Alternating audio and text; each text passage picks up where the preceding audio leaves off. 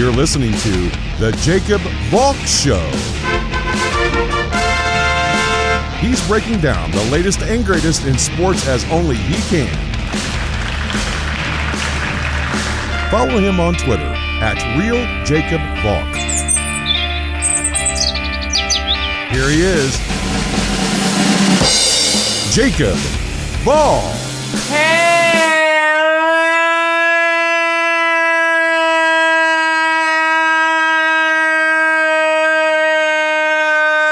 Hello, sports fans. Welcome to another edition of the Jacob Valk Show.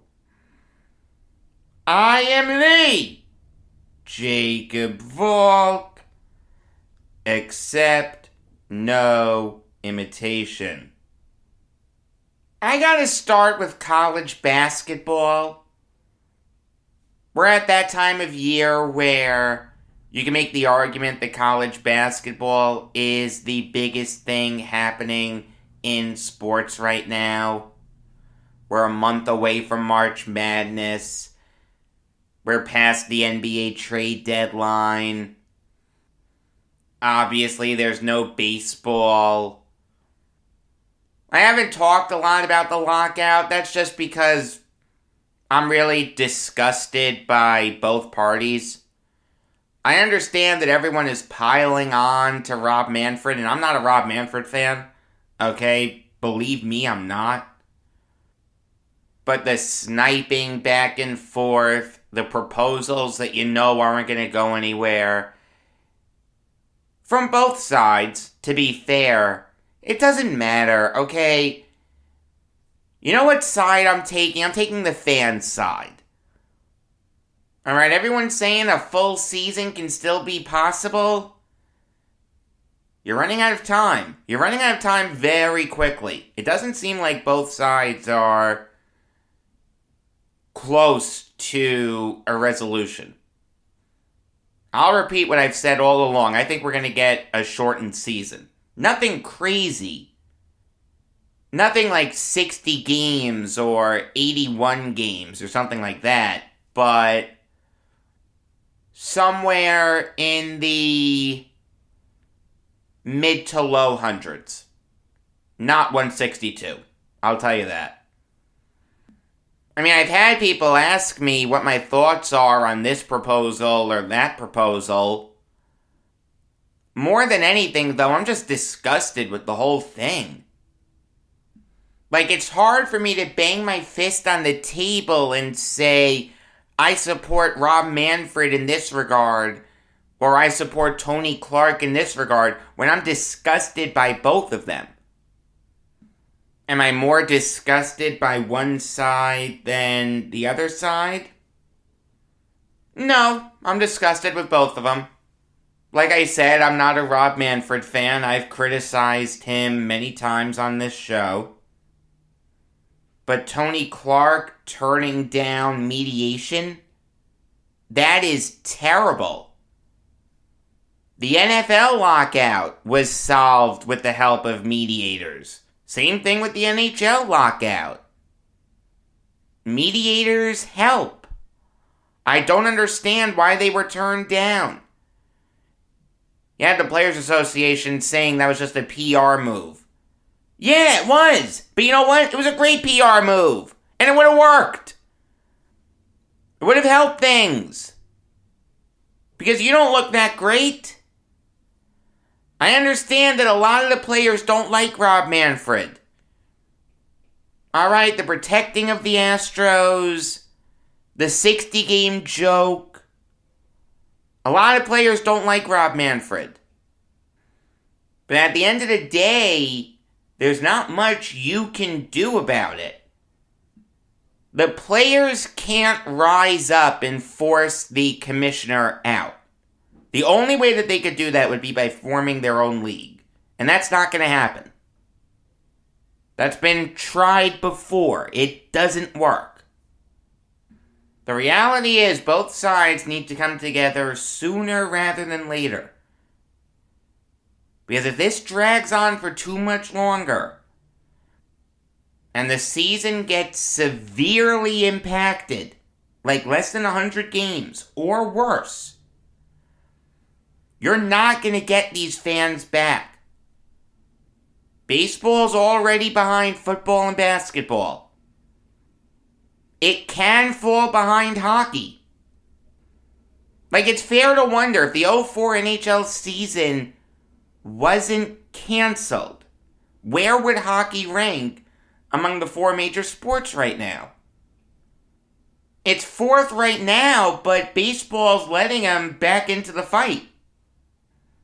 Rob Manfred and Tony Clark need to come together very quickly and sort this out. Because the home run boom and the steroid era isn't going to save them this time. So yeah, really can't talk too much about the lockout. It would just be me complaining about Manfred and Clark for 20 minutes. The Olympics, I really haven't gotten into. I like the Summer Olympics more than the Winter Olympics anyway. But the time difference is just so jarring. There are some events that when NBC airs them, you already know what happened. Like, I can't get into that. And certainly the fact that it's in China plays a role. China and the US obviously aren't best friends. I think that's a fair way of putting it. It's tough to support an Olympics where the host country is actively trampling over basic human rights. I really have not gotten into these Olympics. My mom has. My mom's gotten into them a lot, but I just haven't. You know, it's funny. Yesterday, after watching the Nets destroy the Kings, my God, did they need that. Thank you, Seth Curry. Thank you, Andre Drummond. I had the opportunity to put on the Olympics. I didn't. I turned the TV off. I just really cannot get into these games whatsoever. Even when hockey's been on, I haven't gotten into it. It has nothing to do with the NHL not being in the Olympics, okay? I like that the NHL isn't in the Olympics. It never made sense for this season to go on pause. But I'm just having a really tough time watching these games. I am in hockey, basketball, and college basketball mode right now. And in hockey, the Islanders stink.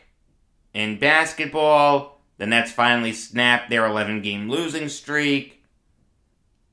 Okay, every big win streak has to start somewhere. In college basketball, well, I don't follow one specific team. The schools that I went to weren't D1 schools.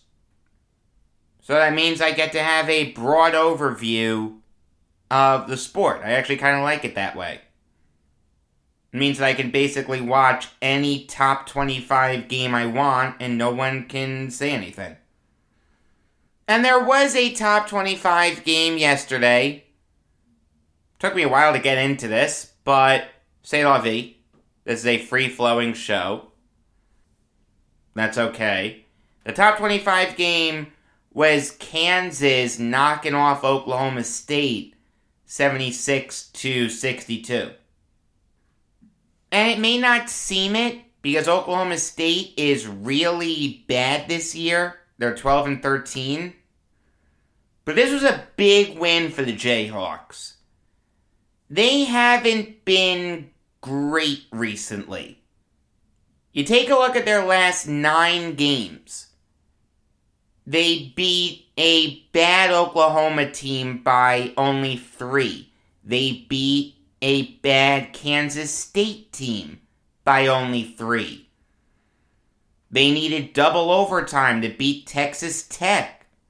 No shame in that, they got the win, but still, in a perfect world, if you're a Jayhawks fan, you would have won a little more convincingly. And I'll say this, if I had to, absolutely had to pick a college basketball team to root for, it probably would be Kansas. I just love their history so much. They've been around since the 19th century, and they really haven't had a lot of coaches. I've done this before, but I'll do it again.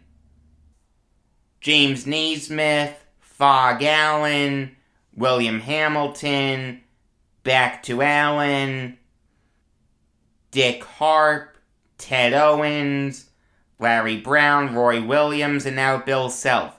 That's 8 coaches in over 120 years. If you can't respect that history, something's wrong with you. I'm not saying I am a Jayhawks fan. I don't say rock chalk Jayhawk every day, but I love the history. It's impossible to not respect the history. But back to what the team has done recently. They got destroyed by Kentucky. They beat ISU by 9. That was a good win. They destroyed Baylor. Great win. Outstanding win. That was their best game of the season. Then they lost to Texas. They barely got by Oklahoma by 2 points. And now this game, knocking off the Cowboys by 14 points.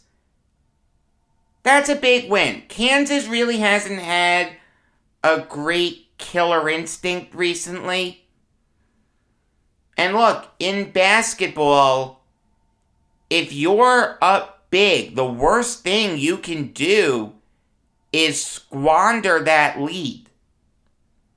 Like when you have your opponent on the ropes, land that knockout punch. Kansas did. Give them credit. They were up by 10 at the half. And they never let that lead dip to less than double digits for the rest of the game. All 5 of their starters scored at least 11 points. Ochai Agbaji was the high man with 20 points. Christian Braun had 16 points.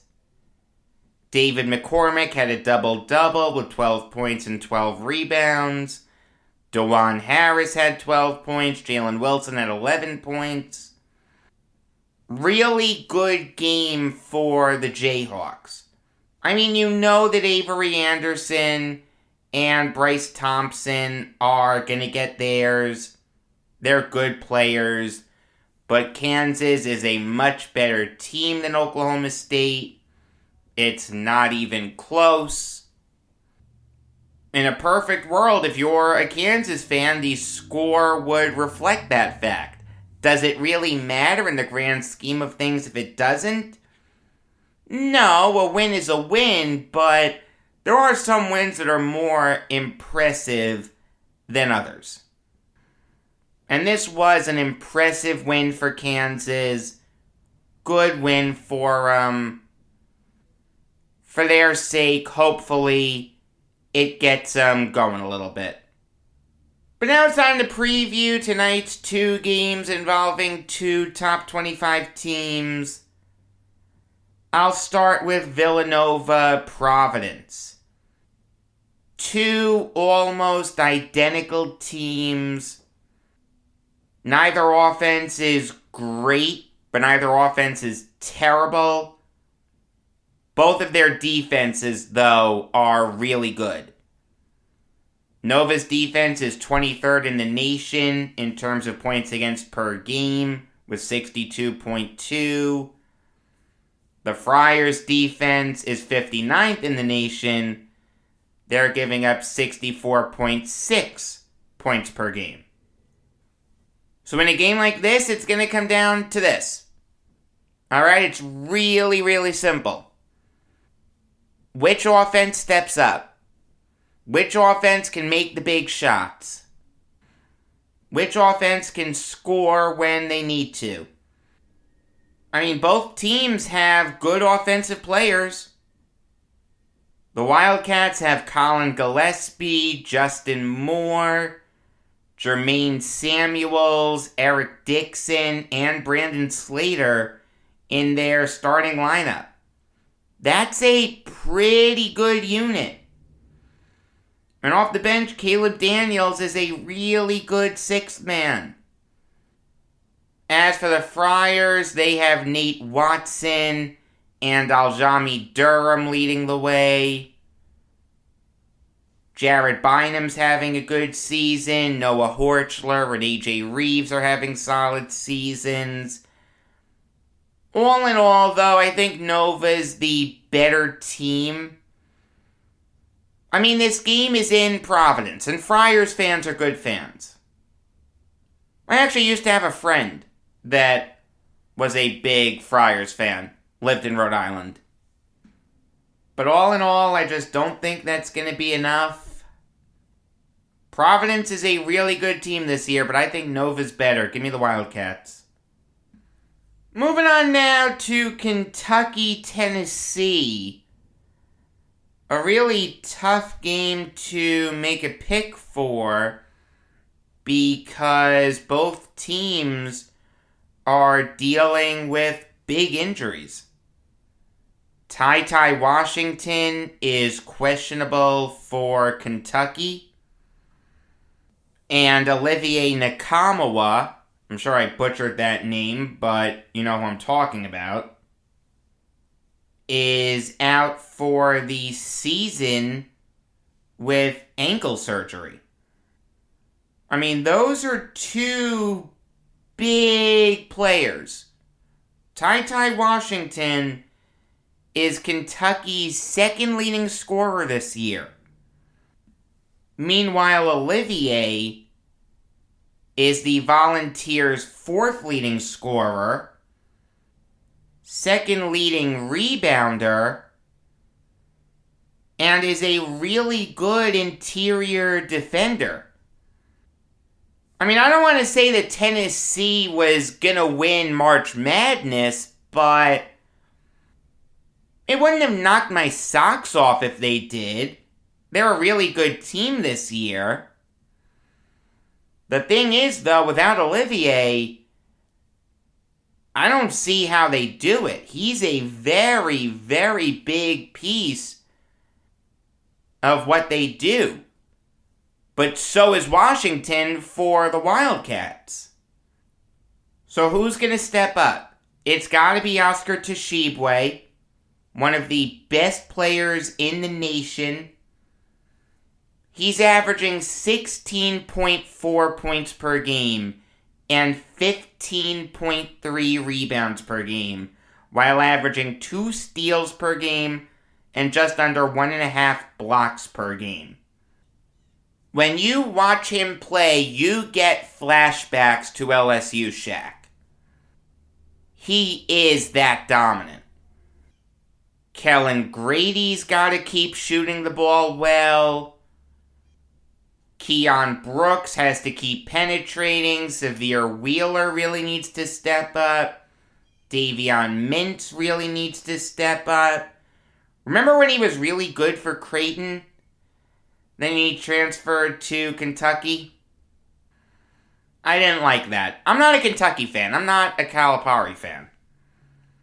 I mean, it's going to be tough for Kentucky to win without Washington, and Jacob Toppin for that matter.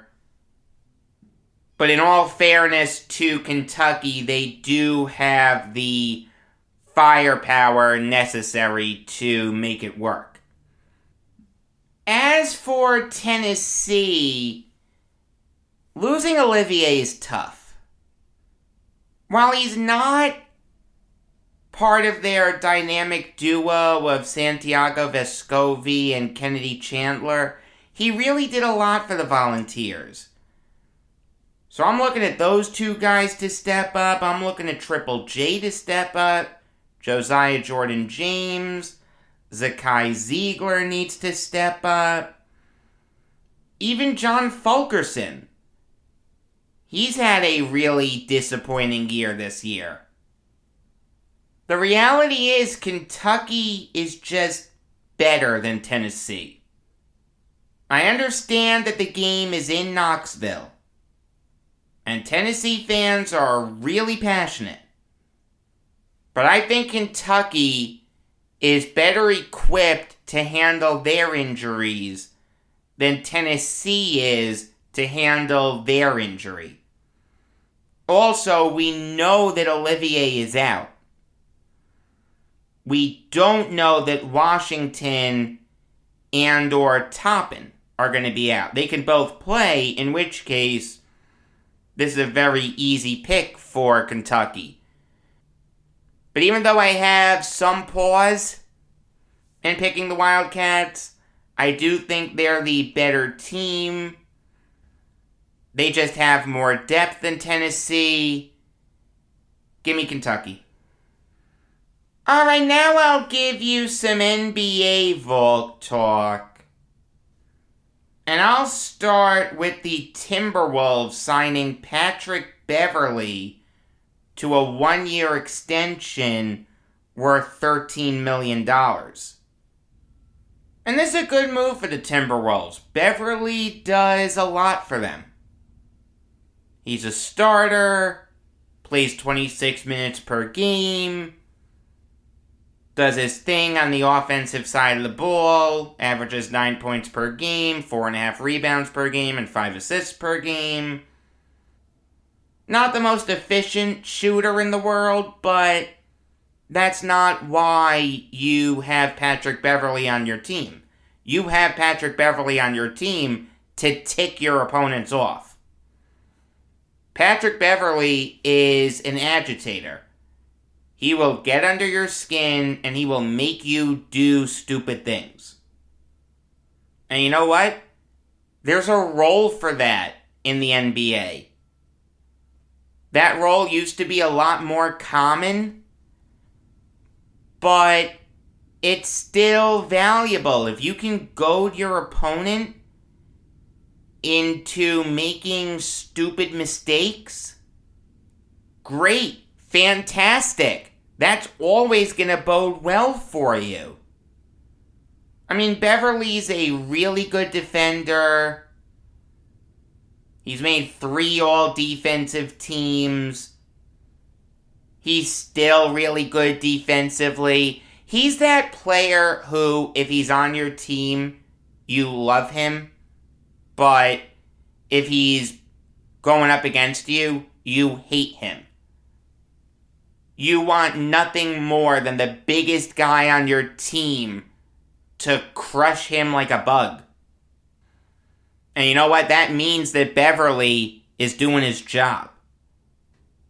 If he can tick you off, he's happy.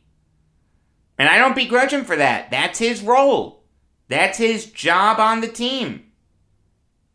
Maybe it's not the most kosher thing in the world, but it works. It pays the bills.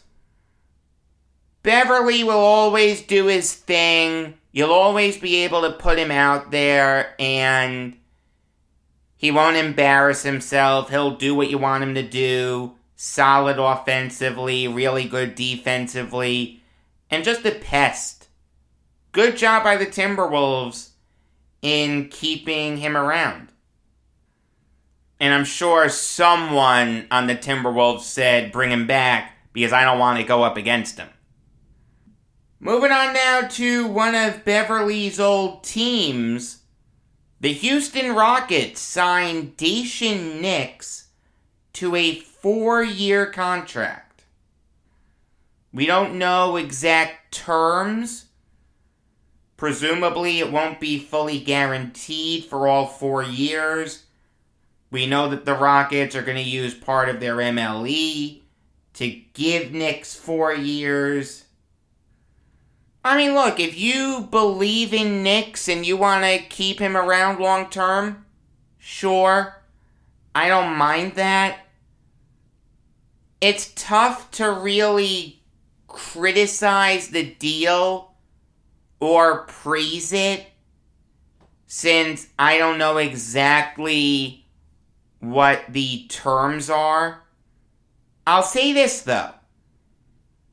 Daishen Nix skipped going to college to be a charter member of the G League Ignite. That's the NBA's program to say to younger players, hey, if you want to skip college and get paid immediately, but still hone your basketball craft, you can do that by going up against NBA-level talent. And you'll have mentors helping you out. The Ignite last year were coached by Brian Shaw. They had veterans like Jarrett Jack and Amir Johnson. I mean, I think it's safe to say that that worked. Jalen Green was on the team last year. He's doing good things for the Rockets. Jonathan Kuminga, whenever he gets into a Warriors game, he looks really good. I'm a big Kuminga fan, let me tell you. I think he's going to be a really good player in this league for a long time. And you know what? It got Daishen Nix paid. So hey, the program works. It'll be interesting to see how it works in this coming draft. I mean, they've got some good prospects. Dyson Daniels, Marjon Beauchamp, Jaden Hardy. I loved the G League Ignite concept when it was first announced. I still love it. And it's kind of funny. I can't tell you how many opportunities I've had to go to G League games for free. Like, I could have gotten free tickets incredibly easily numerous times. I always turned it down. But now, I could really see myself going to an Ignite versus Long Island Nets game at the Nassau Coliseum. See players like Green and Kuminga and Beauchamp and Daniels, or guys like that, before they make it to the NBA. That's appealing to me. I could really see myself going to one of those games if the stars align. I mean, the Ignite did play the Nets at the Coliseum already this year, but it was January 23rd, right smack dab in the middle of the NBA playoffs. I'm not gonna forego watching the NBA playoffs to go to a G League game. That's just not happening. But down the line, I could see myself going. But back to Nix. I don't mind the Rockets keeping him around long term. This guy was a very highly thought of player coming out of high school. And it's pretty interesting, since joining the Rio Grande Valley Vipers, the Rockets G League affiliate, Nix has been outstanding. He's putting up 24.5 points per game. With the Ignite, he was nowhere close to that. So yeah, I don't mind the Rockets keeping Nix long term. It'll probably take him a while to really turn into something special, but it wouldn't stun me if he turned into a solid role player in the NBA. I don't mind the Rockets keeping him. I really don't. Moving on now to the Bucks, bringing in Deandre Bembry, the forgotten piece of the Simmons for Harden trade. It was a 3-for-2 trade, so the Nets had to waive someone. They waived Deandre Bembry. Should they have waived Bembry? No, probably not. I really liked Bembry. Good defender. Was shooting well from beyond the arc this year, even though that's never really been his game. But at the end of the day, the Nets were in a tough spot. I'm not gonna bang tables over them being forced to waive Bembry. There were more important things to get upset about with that trade. But I'll say this. It's a good job by the Bucks to bring him in. The Bucks are kind of banged up right now. No George Hill. No Pat Connaughton. Wesley Matthews is hurt right now. Giannis is a little banged up. Obviously, Brook Lopez is still out. The Bucks need reinforcements. So to bring in a guy like Bembry, a good role player, good defender, solid bucket getter, that works. That makes perfect sense. Great job by the Bucks. I really think Bembry is going to do good things for them. It's impossible to dislike this move. If you're a Nets fan, you can certainly get upset that Bembry went to the Bucks, a team that the Nets are going to have to beat if they're going to win an NBA title. But if you're taking the Nets hat off, it's impossible to say anything bad about this move. Great job by the Bucks. If you'll recall, when the Nets traded Harden for Simmons, I said that I was going to bring back an old segment of this show. I'll bet you thought I forgot about that, didn't you? No, I didn't. It's time to bring back Decades of Dumbass Decisions.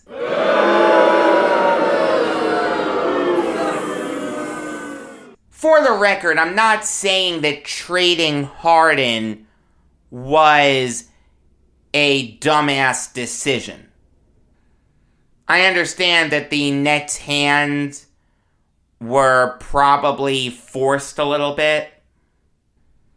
That's just the name of the segment.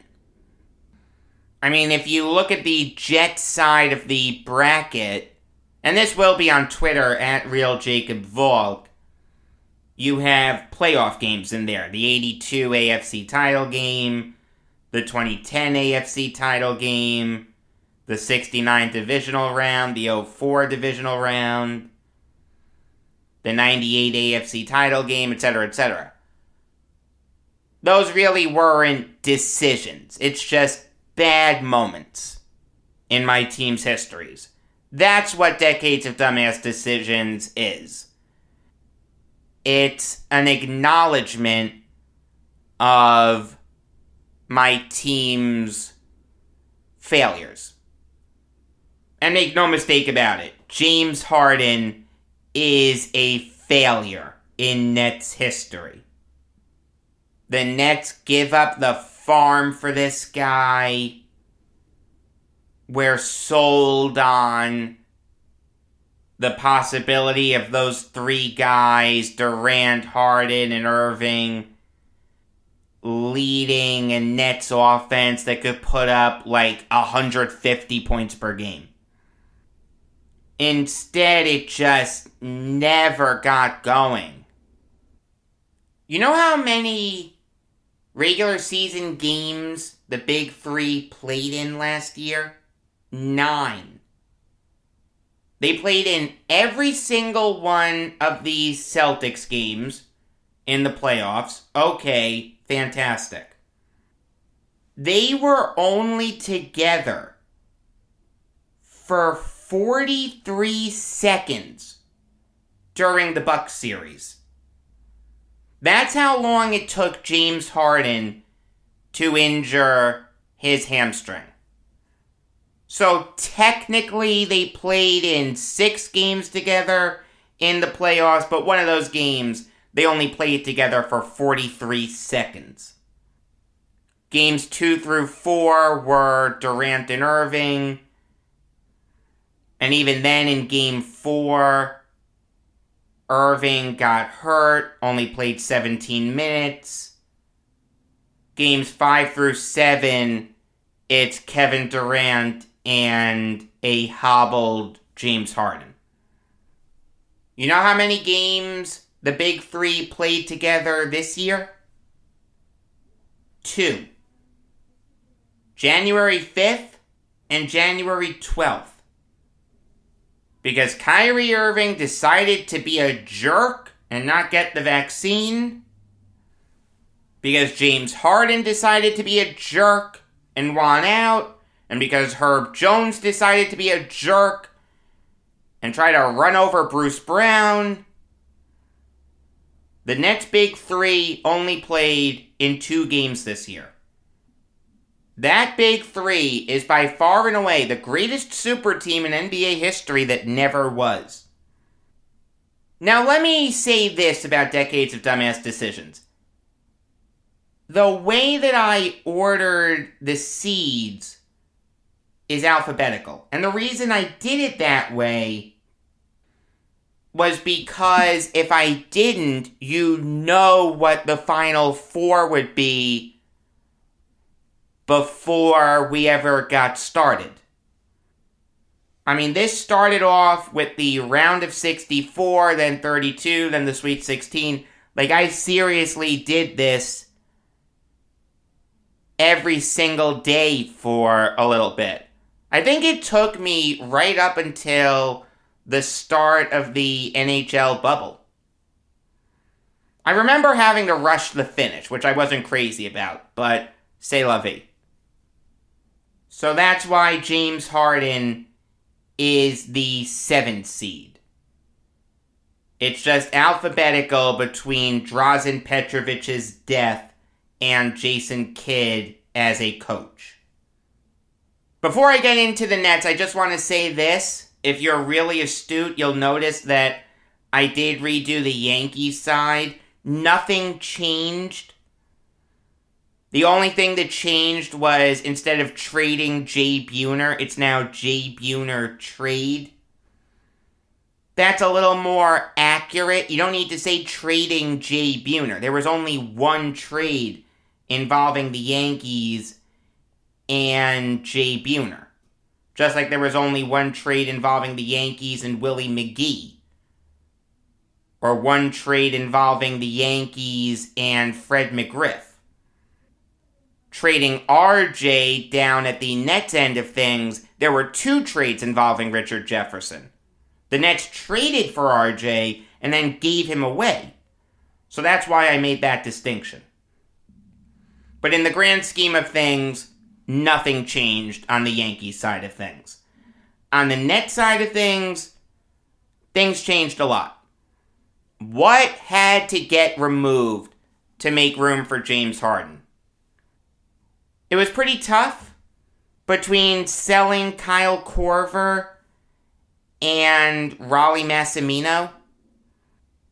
You know the story of Kyle Korver, okay? Traded for cash that went to fund a summer league team, pave a parking lot, and get a copy machine that could also send faxes. In exchange, the Nets gave up a great 3-point shooter. You know that story. You may not know the Raleigh Massimino story. After Massimino won the national title in 1985, the Nets came agonizingly close to hiring him as their head coach. At the last minute, Massimino declined, and the Nets ended up replacing Stan Albeck with Dave Wohl. Wohl was a disastrous head coach for the Nets. But the reason why I took Massimino out is pretty simple. We don't know how good Rollie Massimino would have been as an NBA head coach. I think he would have been really good. But the list of college head coaches to make the jump to the NBA is not a great one. John Beilein failed. Reggie Theus failed. Mike Montgomery failed. Leonard Hamilton failed. Lon Kruger failed. Tim Floyd failed. Rick Pitino failed miserably. John Calipari failed. It's no sure thing, so I took Massimino out. So since it's alphabetical, things had to change. The 5-12, 6-11, 7-10, and 8-9 matchups all changed. And with that, some victors also changed. Dennis Hopson advanced in Decades of Dumbass Decisions originally. Now, since he's matched up with Melo and Superman beat him. I mean, I feel like that's a generational thing. I mean, I remember being convinced that Carmelo Anthony would go to the Nets. I remember putting my phone away in middle school and being utterly convinced one day that when I took my phone out, as I was headed to the bus, I would see the news that Carmelo Anthony got traded to the Nets. Obviously, it didn't happen. Melo goes to the Knicks. Then we had the Dwight-mare. Will he or won't he force his way to the Nets? Obviously, it didn't happen. It was agonizing.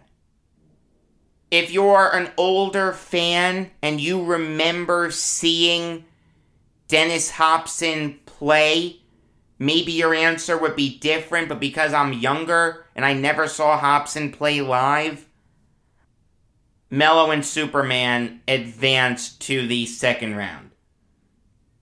But they obviously lose to the Boston Celtics trade. Worst moment in Nets history. 6-11 changed. Also, Drazen Petrovic's death now went up against Kittles over Kobe. The reason why Petrovic's death advances is because if Petrovic didn't die, it's not a debate. The Nets wouldn't be in the market for Kobe.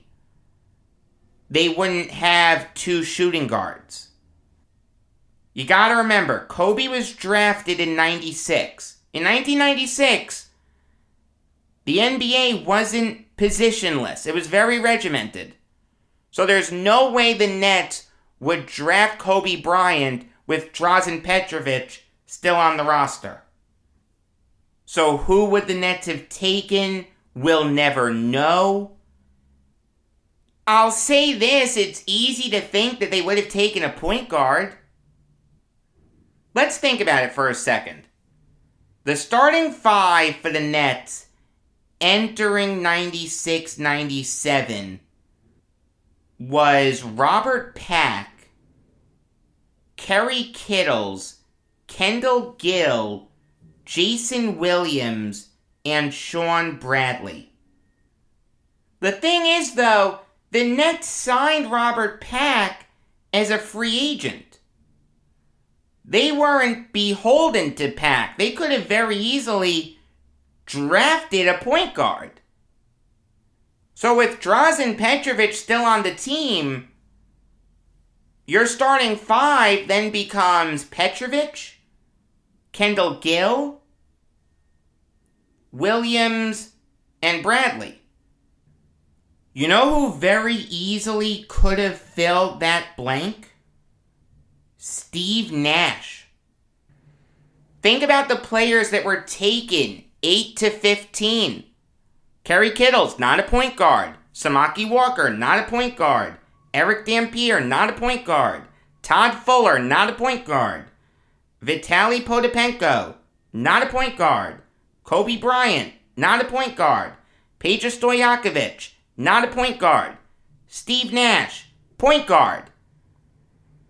It's actually pretty easy if you use your noodle to imagine a world where the Nets had Steve Nash as their starting point guard.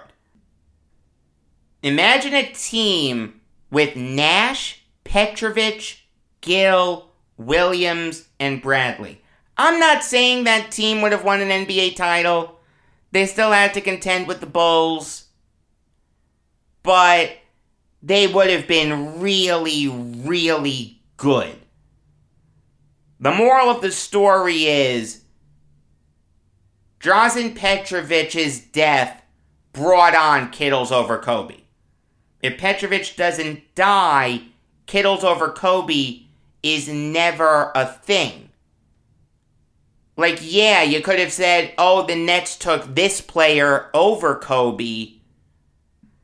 But then the response is the Nets still had Drazen Petrovic. They had no need for Kobe.